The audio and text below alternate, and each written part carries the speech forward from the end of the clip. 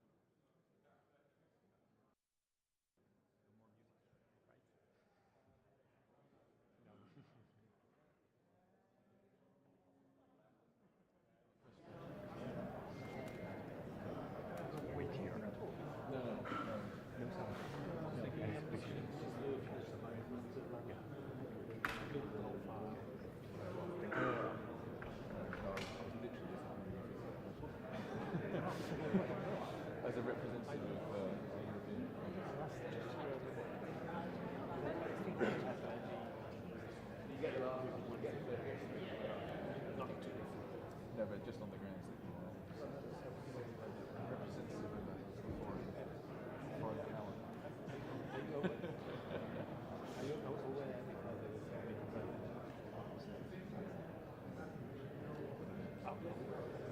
I was just wondering, because presumably there was an existence of EU outlets. That's why I was asking whether if you had.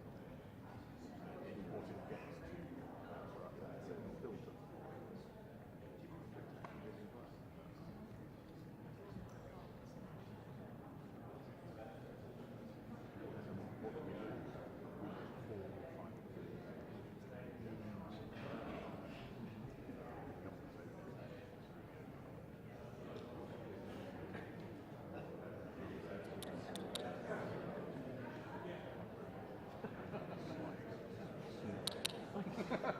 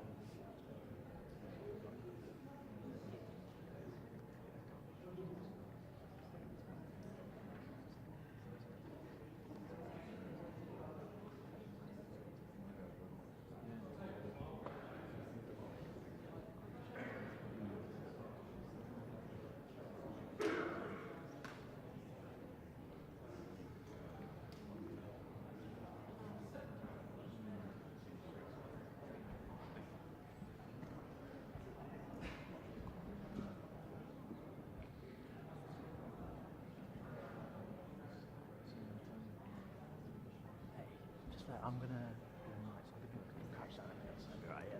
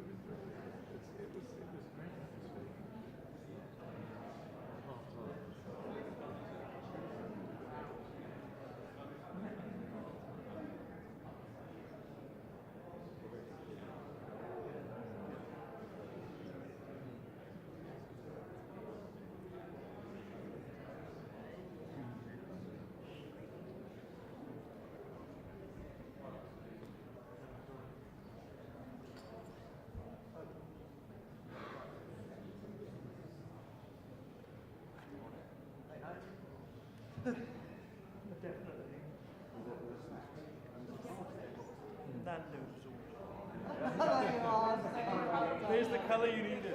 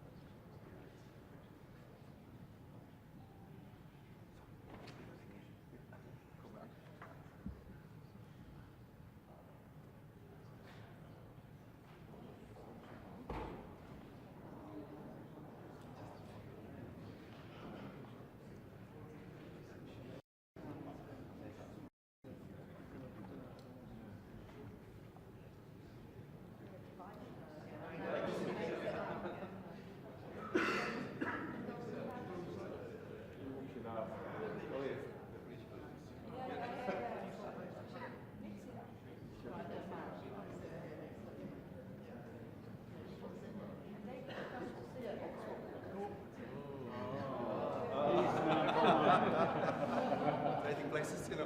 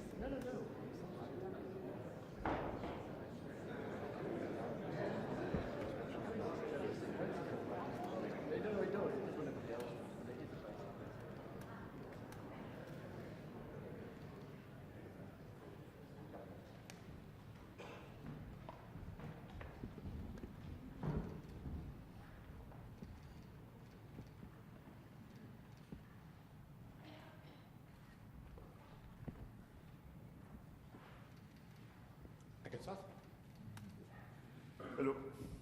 Good morning, dear Prime Minister, dear Keir, dear Ursula, dear ministers, dear High Representative, dear Maros. Let me begin by thanking Prime Minister Keir Starmer for hosting us here in London for what has been a timely and truly productive summit. A few months ago, Prime Minister, you spoke of your ambition to reset the relationship between the United Kingdom and the European Union. Today, I'm proud to say we together have delivered on that ambition. You succeeded, we all succeeded. The agreements we have reached today mark not just progress, but a new chapter in the relationship between the United Kingdom and the European Union, the start of a renewed and strengthened strategic partnership. Over the past months, we have worked tirelessly to rebuild trust. As we discussed during my visit to Downing Street in December, in an increasingly volatile world, deeper collaboration between like-minded partners, natural allies like us, is not a luxury, it is a necessity. Then back in February, I invited you to join the European Union 27 leaders at a retreat in Brussels to discuss defense matters. There I felt a new positive energy in our relationship. I saw the great potential of what we can accomplish together to make real, tangible progress for the people of the European Union and the United Kingdom. Since then, we have worked hand in hand to support Ukraine, to increase pressure on Russia, to stabilize and strengthen the transatlantic partnership, and to uphold international law and defending the United Nations Charter amid growing security threats. We have been proud of the fruits of that collective effort. A joint statement on cooperation on global issues, a security on defense partnership, and a common understanding and a renewed agenda for cooperation. These agreements represent more than just words on paper.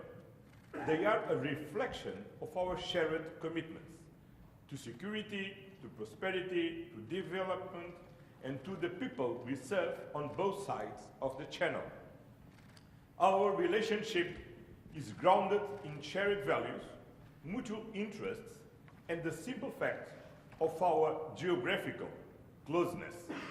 We are neighbors, allies, partners, and we are friends. Times are changing. The rules-based international order is under attack. Multilateralism is being tested, and the European Union and the United Kingdom are providers of global stability.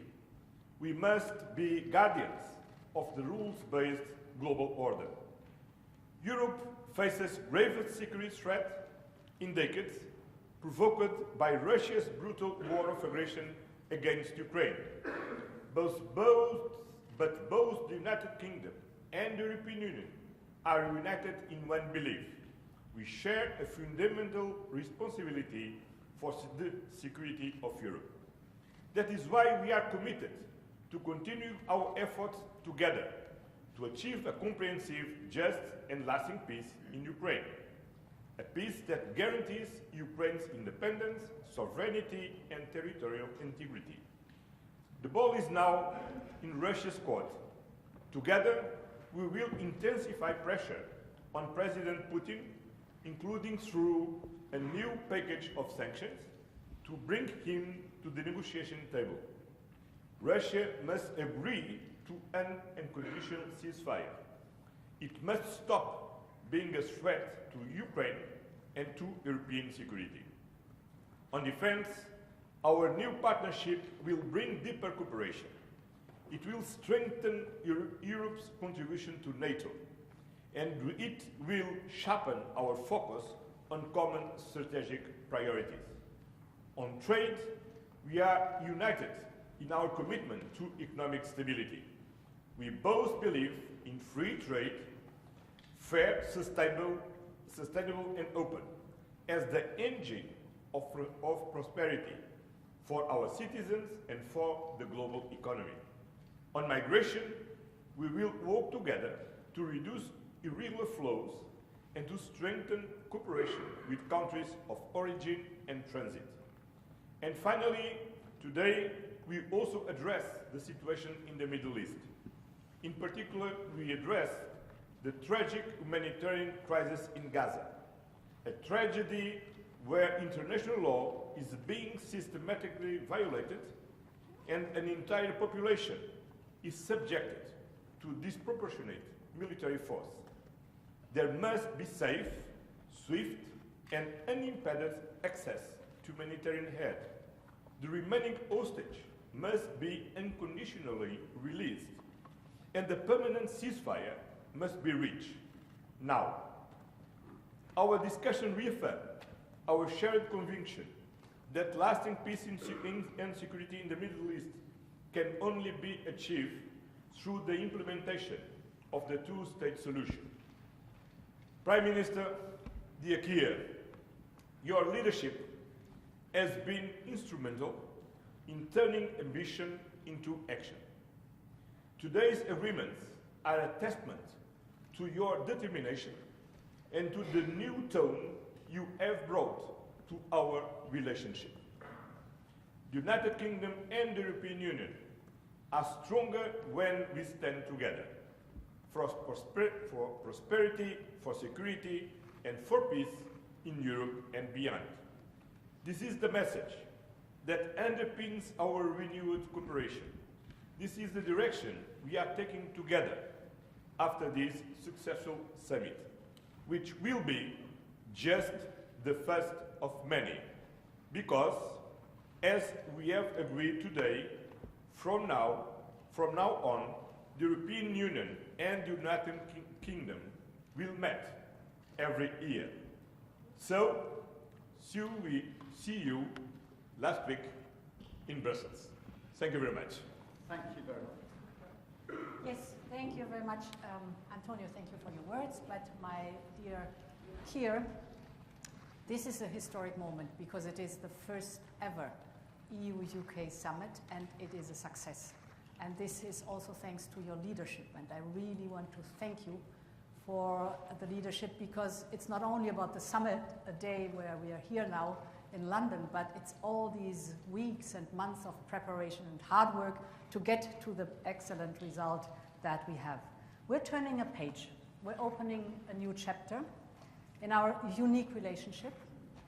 This is the story of historical and natural partners standing side by side on the global stage, facing most of the same challenges, pursuing the same objectives, like-minded, sharing the same values, and thus we are looking for solutions that are beneficial for both our people and standing shoulder by shoulder when it comes to really getting to the solutions.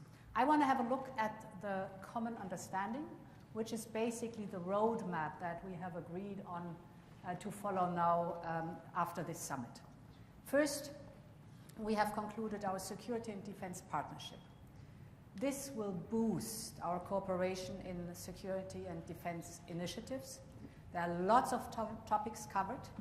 For example, on the defense industry, but also military mobility, peace building, crisis management, or the countering of hybrid threats, just to name a few.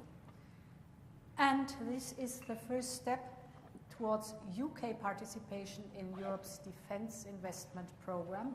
We call it SAFE.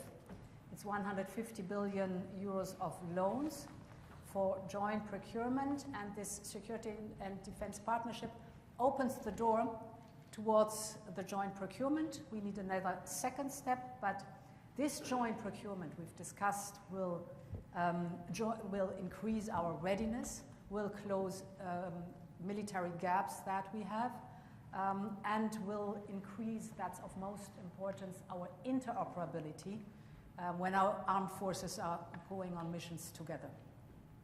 It will create new opportunities, of course, for our defense industries, and, as I said, open the option for stronger, more coordinated support also for Ukraine. That's important either through joint procurement of military capabilities that then are brought to Ukraine, or for direct investment in Ukraine's defense industry. This is against the backdrop that we stand united behind Ukraine's fight for survival, and that we're strongly committed to a full and unconditional ceasefire leading to a just and lasting peace in Ukraine. My second point is that I want to speak about what lies at the heart of our partnership, and that's the people. Millions of families and friendships are on both sides of the channel. I am thinking back of my times as a student here in London, and from that experience I know the first place abroad you go when you're a young person, it's an impression for life. You fall in love with the city and the country, and for the rest of your life you are the best ambassador for this country. Therefore, I'm so glad that we have agreed that we will have Erasmus Plus for young people, and that we will work towards a youth experience scheme, just about this experience. This will allow the next generation to once again live and study in each other's countries, and this will build friendships that will last a lifetime. Turning to what connects us further, that is the topic energy and joint climate goals. Today, we have decided to explore the UK participation in the EU's electricity market. It's good for the stability of energy flows.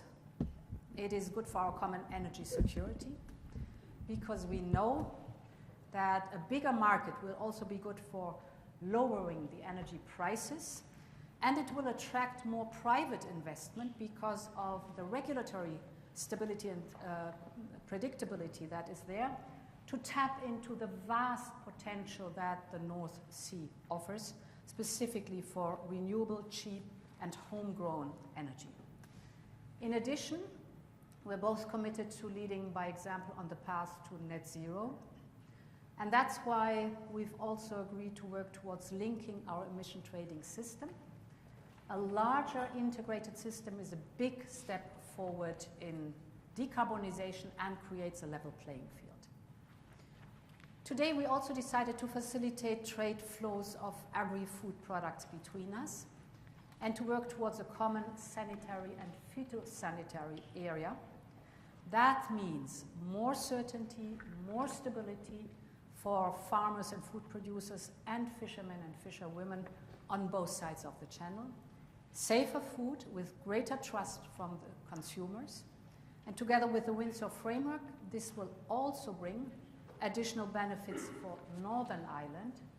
It will further ease the movement of agri-food goods between Great Britain and Northern Ireland, and Northern Ireland will continue to enjoy dual access to both the EU single market and the UK internal market. And in addition, it's a lot, but we have agreed on. In addition, we have reached an agreement on fisheries, ensuring reciprocal access to waters until 2038. This is so important for long-term stability and predictability. And we have agreed to preserve the historic tariff-free trade in steel products. Steel is a vital sector for both our industries, so this decision is great news. Finally, I'm coming to an end. On justice and migration, we're stepping up our cooperation to keep our citizens safe. That means more joint operational work, especially through Europol, and seamless exchange of information. Because as we all know, crime doesn't stop at borders, neither should our response. On illegal migration, we are joining forces to crack down on smugglers and traffickers. This is organized crime. Our goal is clear. We want to protect our borders and prevent further tragedies. We are also stepping up, therefore, our joint cooperation with third countries. As you know, we on the European Union side have made this one of our priorities, and we welcome that the UK is joining us in this effort. Dear Keir, what we have agreed today is historic. It will make a real difference to people in the UK and across our union. But the message we are sending to the world today is equally, if not more important. It is a message that at a time of global instability and when our continent faces the greatest threat it has for generations, we in Europe stick together. A strong EU-UK relationship is of fundamental importance for that, for our security, for our prosperity, for our shared destiny on this continent. And this is what it's all about today. So I want to thank you for hosting us. It was a great summit, and thank you very much for your leadership. Well, thank you, Ursula. Thank you, Antonio, for your words, and thank you for your leadership on this as well. Ladies and gentlemen, Britain is back on the world stage, working with our partners, doing deals that will grow our economy, and putting more money in the pockets of working people.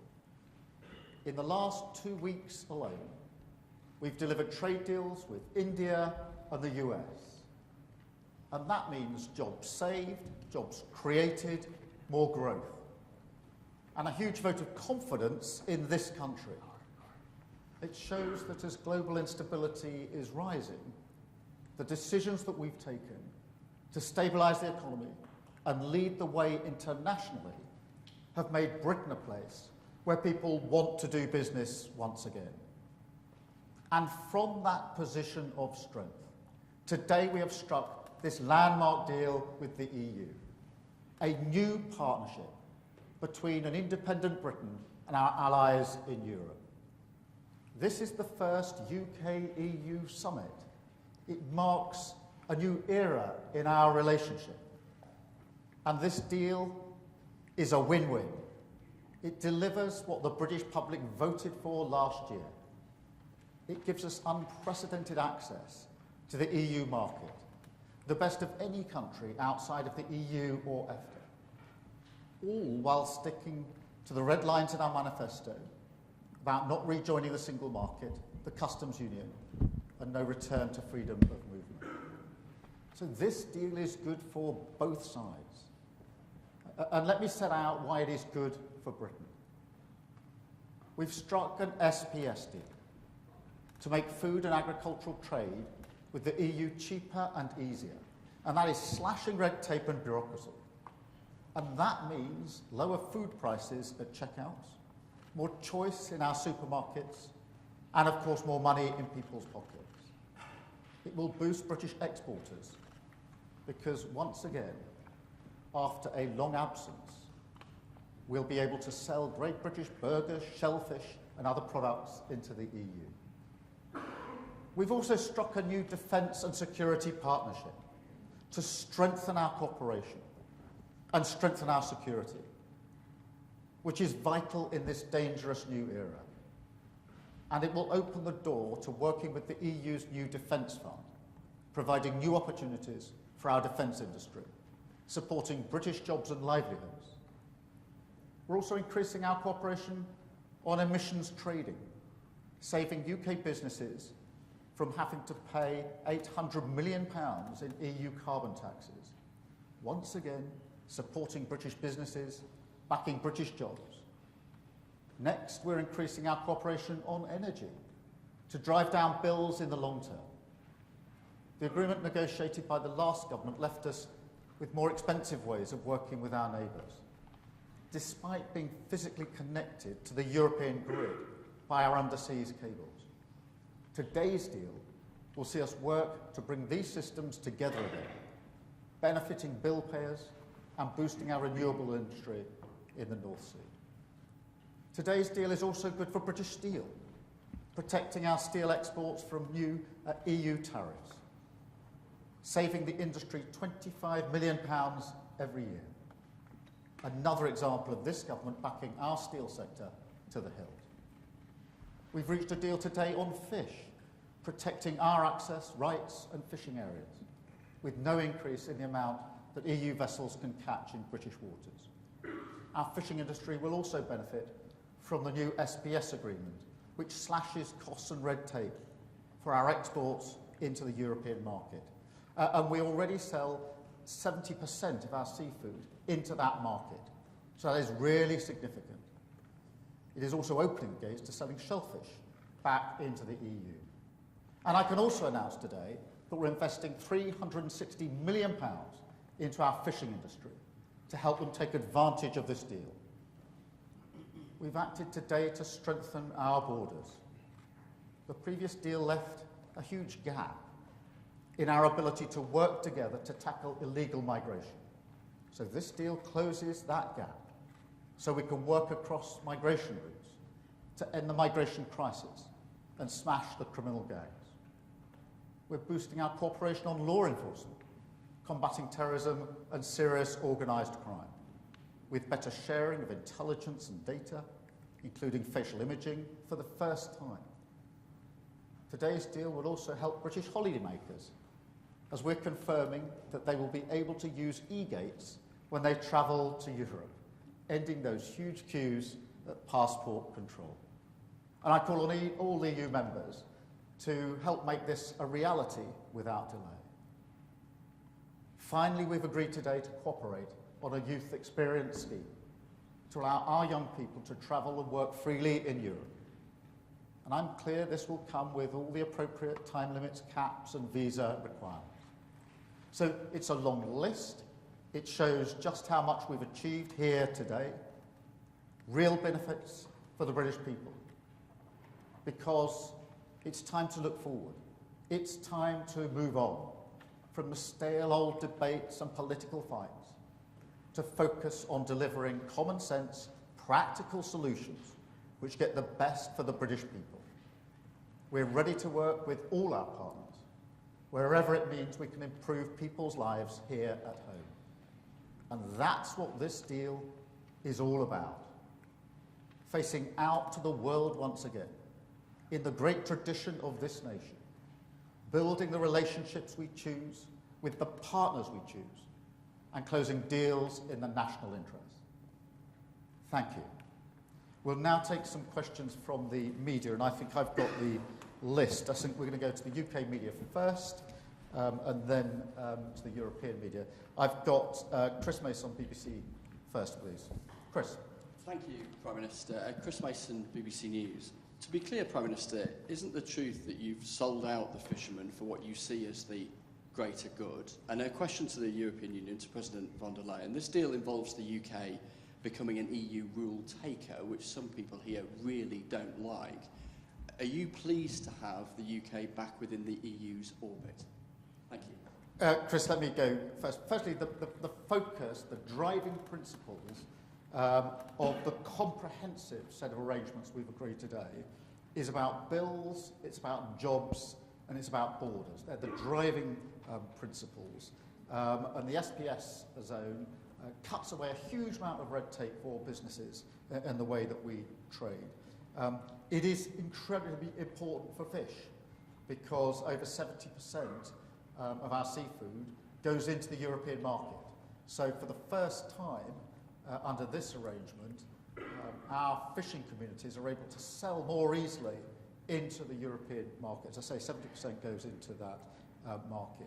The length of time for the agreement provides the stability, because what would have happened next year is we would come off the current arrangements, but then into year-on-year negotiations where nobody knows year-on-year where they stand. This gives stability in relation to that. It also opens the door for shellfish and the like to be sold back into the European market, which wasn't available before this deal. And of course, we've announced the £360 transformation fund.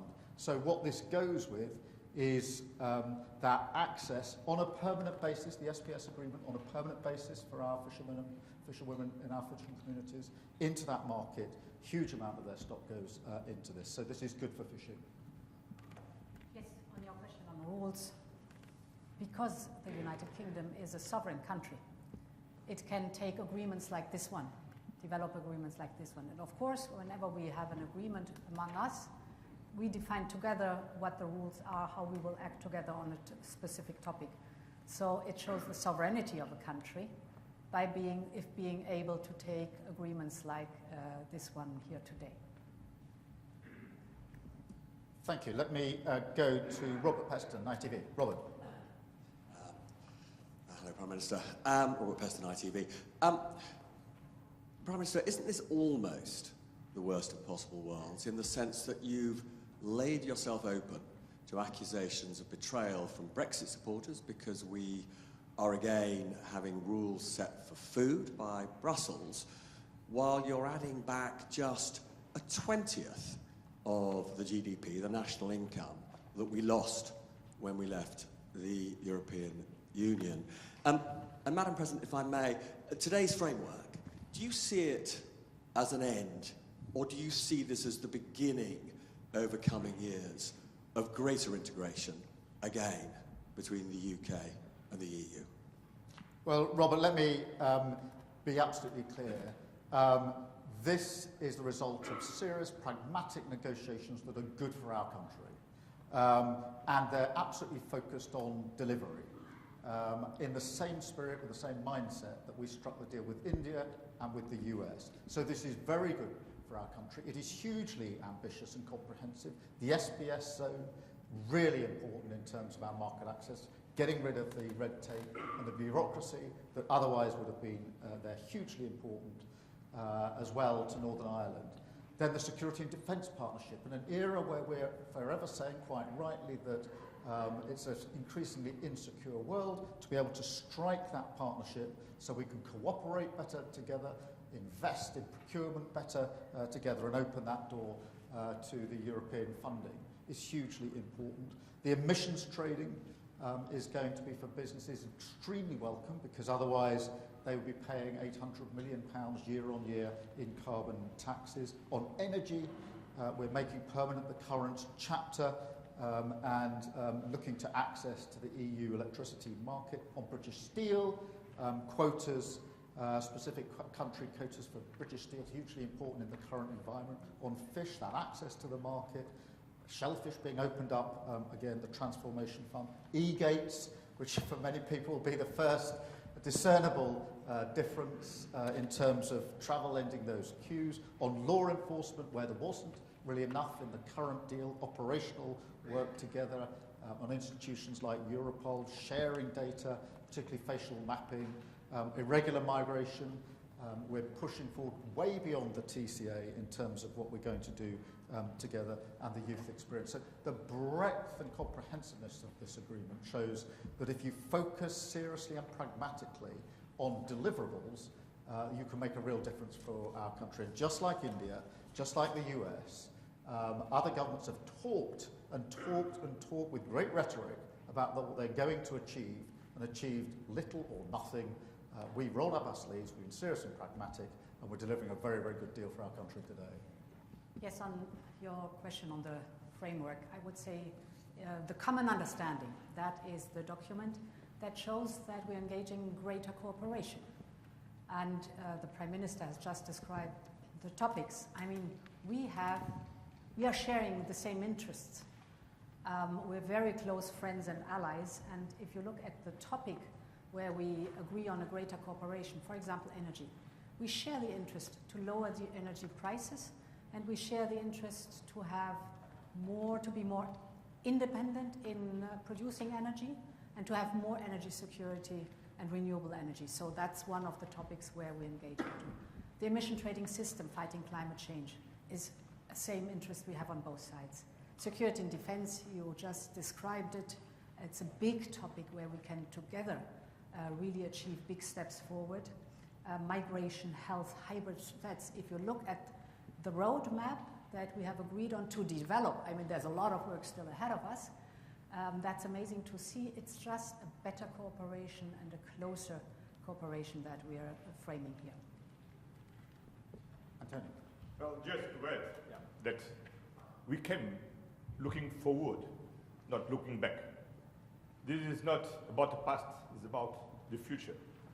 We don't talk about our previous relationship, but we are working on a new strategic relationship.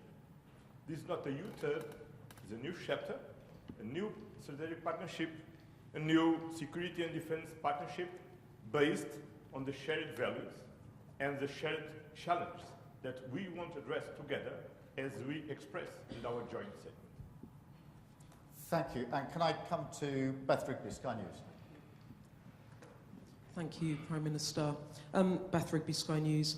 You state your reputation on getting this deal, and to nail it down, you have given the European Union 12-year access to UK fishing waters, and you have agreed, having ruled it out last year, in principle to a youth mobility scheme. There are those today criticising you for backsliding on Brexit. Don't they have a point? And if I may, I need to ask you about what's happening in Gaza. The UN's aid chief has warned action from the UN Security Council is needed to, quote, prevent genocide in the Gaza Strip. Do you think it is genocide? And can you, in good conscience, stand there as a leader and say you have done all you can? And to the Commission President, it has been a difficult few years between the UK and the EU.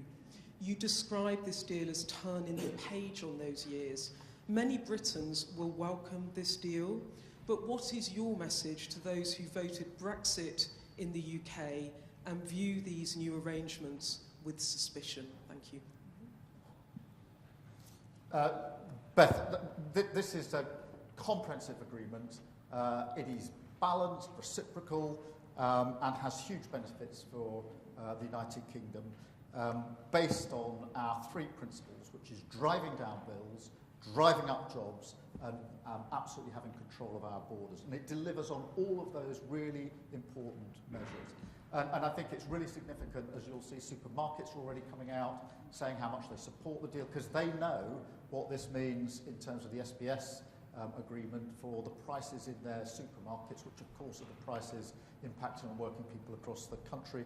I think Salmon Scotland have come out already saying, one of the huge exports from Scotland, how important it is from there. So I listen to the voices of those that are trading, the businesses across the country who are saying this is a good step forward, over the voices of those from either side who've predicted what they would achieve and achieved very little.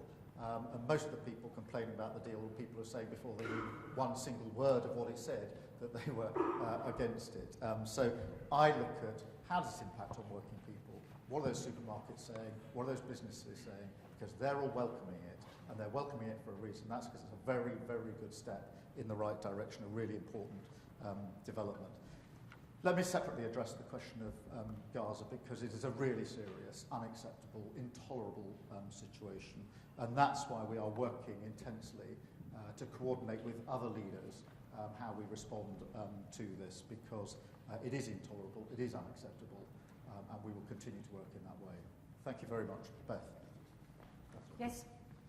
So we are sovereign neighbours. We're friends, we're allies. And this is a new beginning for old friends. In this spirit, we have designed the roadmap that we are working on together. And I think it shows, the content shows that we are working towards a friendly cooperation that is of benefit for both sides of the channel. On Gaza, the humanitarian situation in Gaza is unacceptable. For 2 months now, no humanitarian supplies have entered Gaza.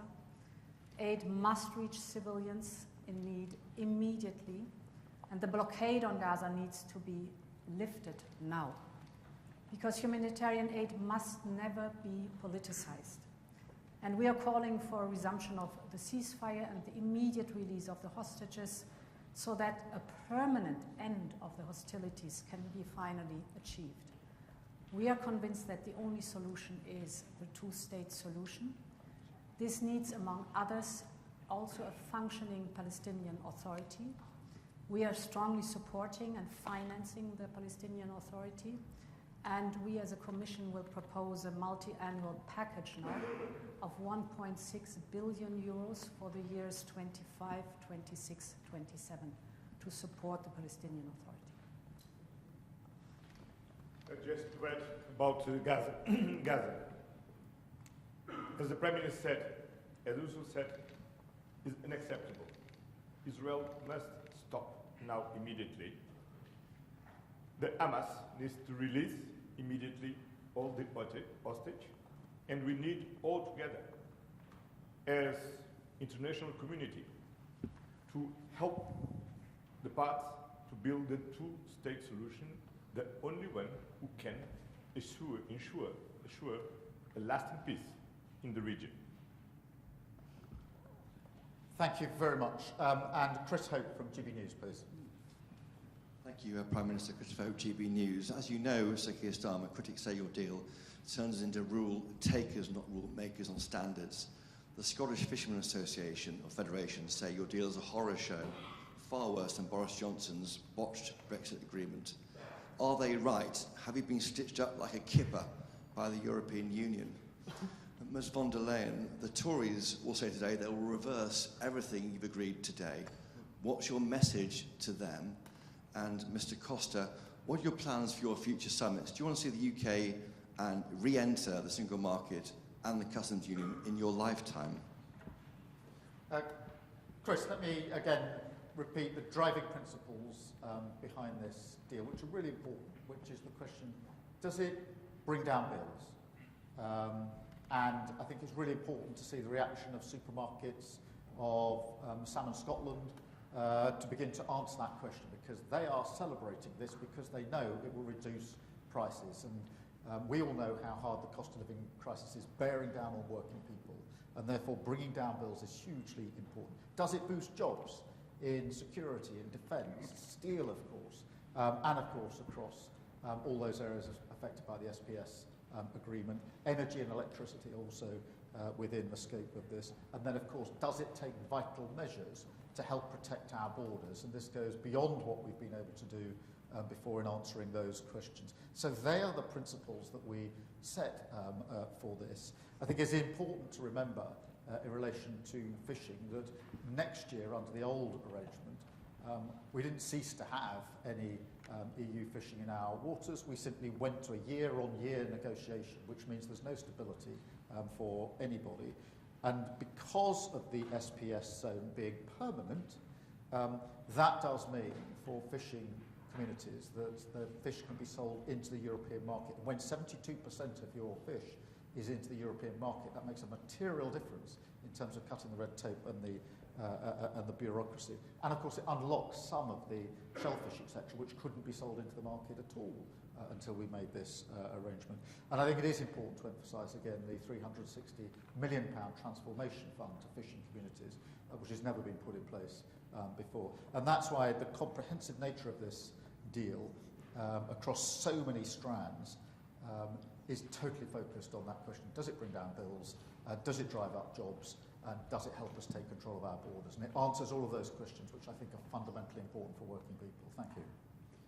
So to your question, my answer to all would be that we are good neighbours.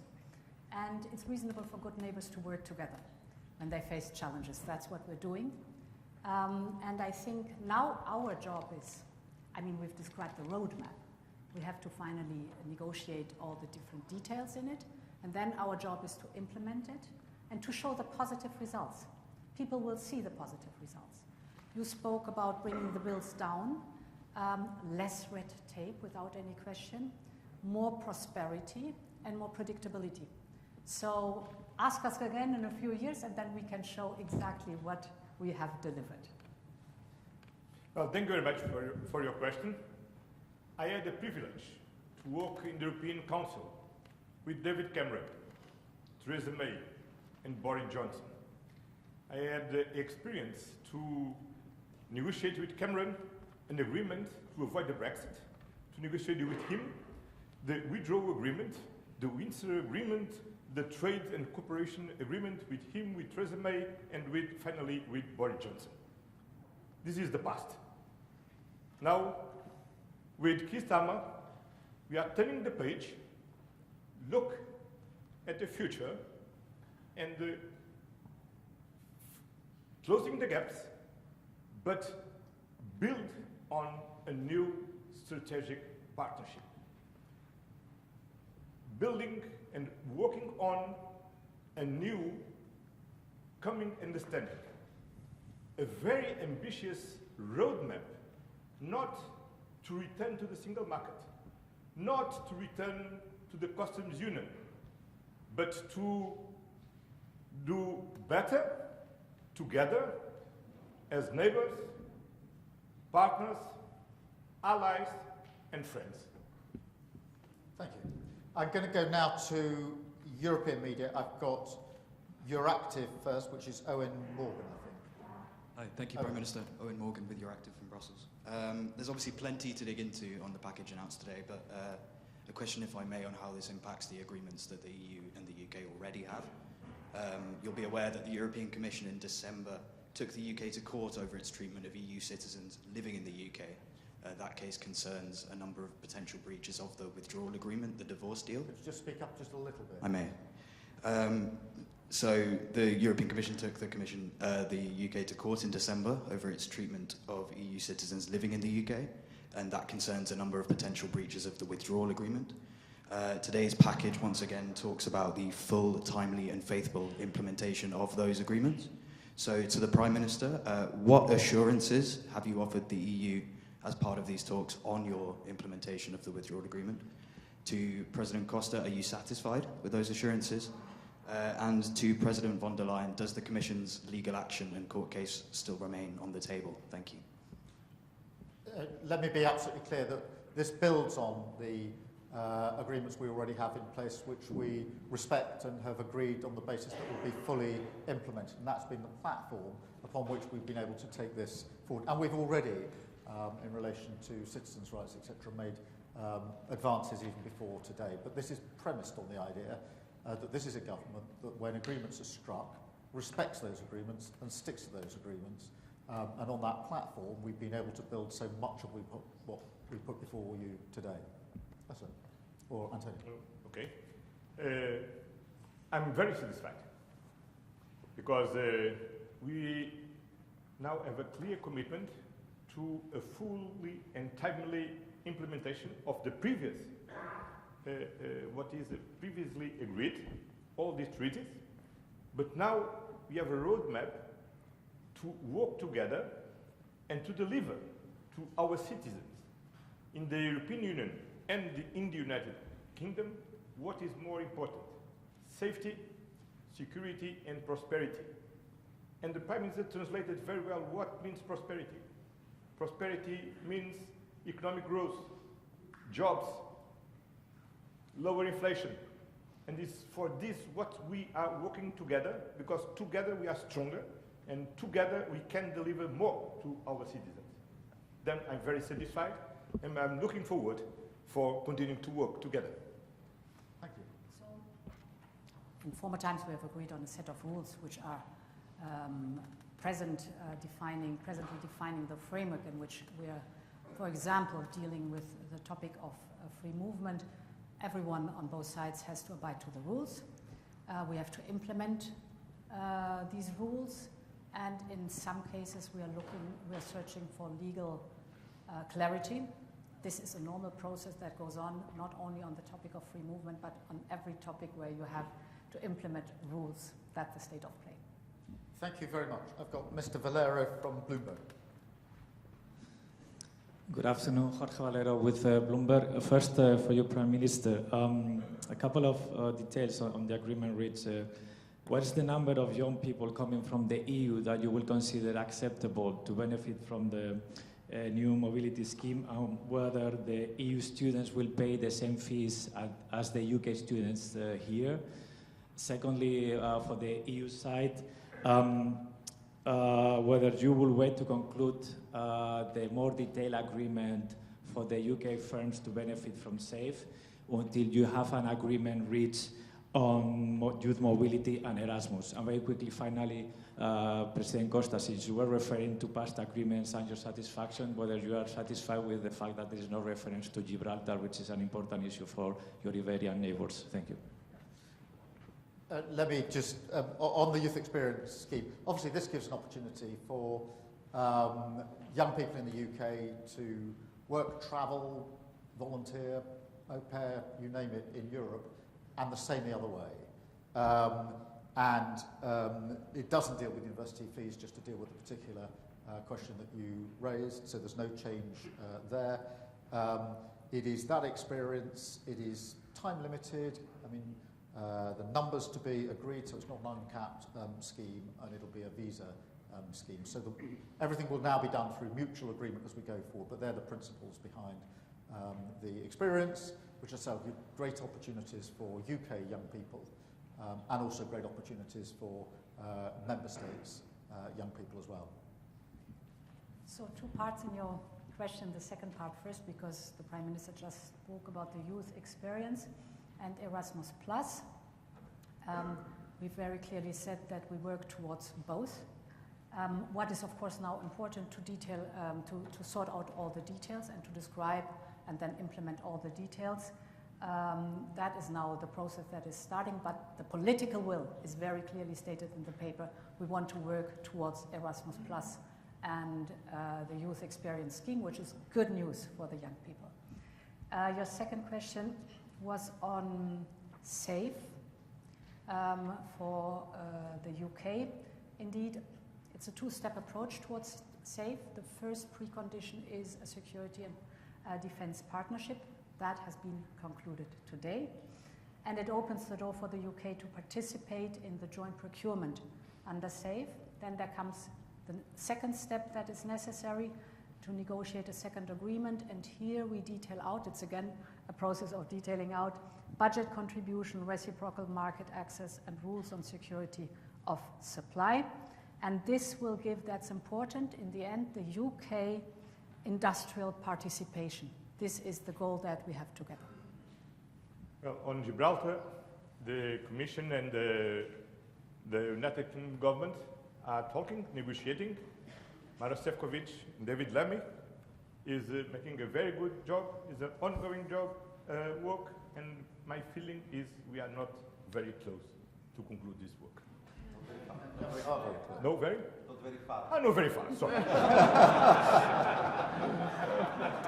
An important correction. We're very close. Great. I've got ANP Lauren. Lauren. Hello, Lauren Heermans from Dutch news agency ANP. This whole summit was about starting over and jump-starting a long-lasting relationship between the EU and UK. However, on fisheries, another temporary agreement has been made for a number of years that sort of seems arbitrary, 12 years. How is that signaling a robust and lasting relationship? Why not a permanent solution? And is a permanent solution still on the table for the upcoming talks, maybe next year? In relation to fish, I think it is important we've got the certainty in there, and won't rehearse again what that means for UK fishing communities, the access to the market, particularly on the SPS, etc. But I think there's something bigger here which is important, because what we've achieved today is about looking forwards, not backwards. It's about not reopening all the old wounds. It's about turning a page, starting a new era, closer cooperation across a whole range of issues. And the mindset, the mood, the framing, the intent and ambition is every bit as important as the detail on the page in the very many aspects of this arrangement today. Because we jointly agreed at the beginning of this process that we wanted to look forwards, not backwards. And it's because of that that we've been able to make such significant progress today. And it is from that that we build forward going forward. And in an era where not many people challenge the proposition that defence and security is more uncertain than it's been for a long time, and we're entering a new era. In an era when not many people challenge the proposition that trade and the economy is entering a new era because of what's been happening in recent months.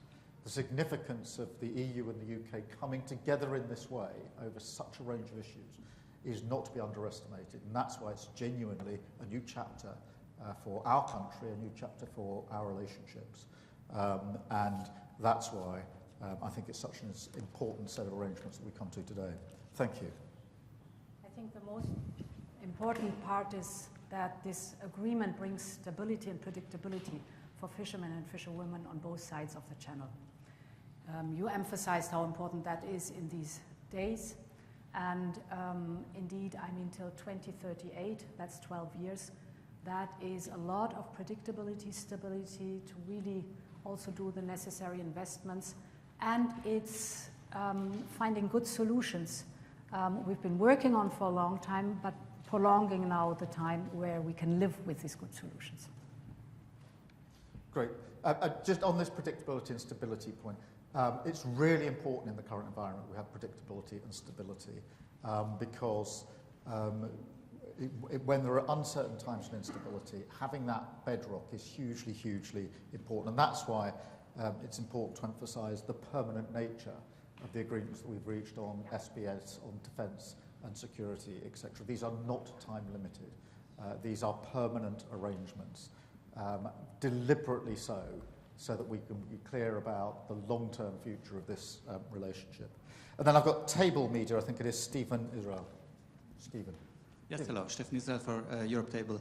I have a question. I mean, we hear a lot of announcements. I have a question on the timelines. When actually will these different agreements enter into force, or when citizens will feel the effects, for example, of the SPS agreement, of the e-gates, and then maybe for President von der Leyen on the safe regulation, how long do we think will it take to come to this agreement to connect the UK directly to these common projects, and how much the UK will have to contribute, I mean, financially? Can you give a figure to us? And for President Costa, you mentioned Ukraine. If I'm not wrong, I think at this moment, or maybe in an hour, President Trump will call President Putin.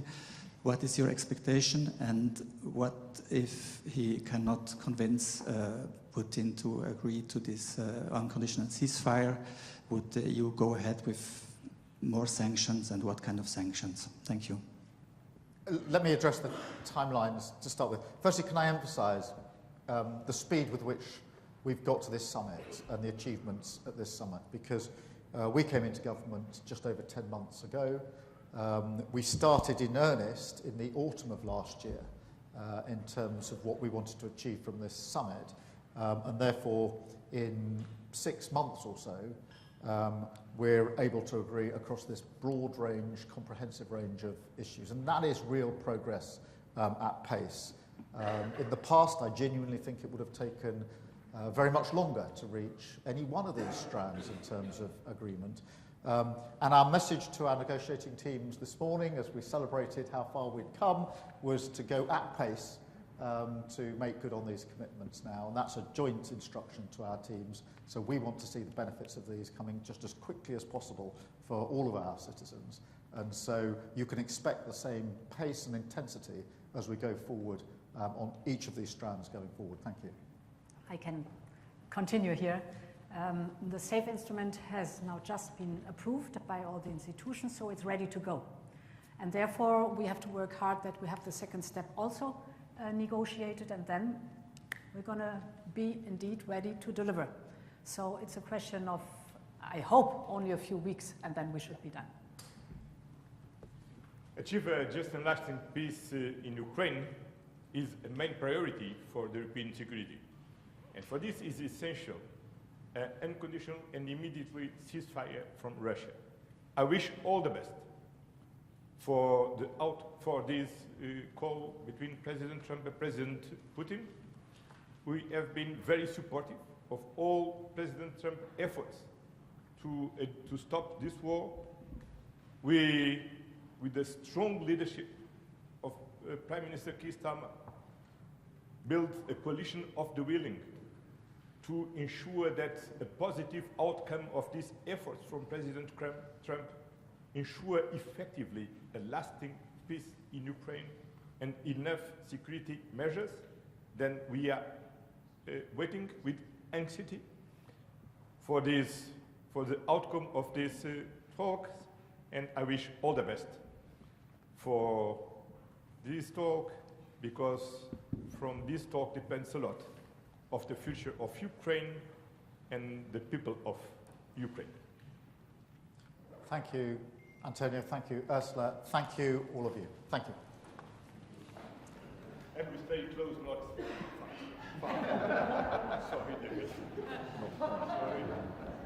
very much.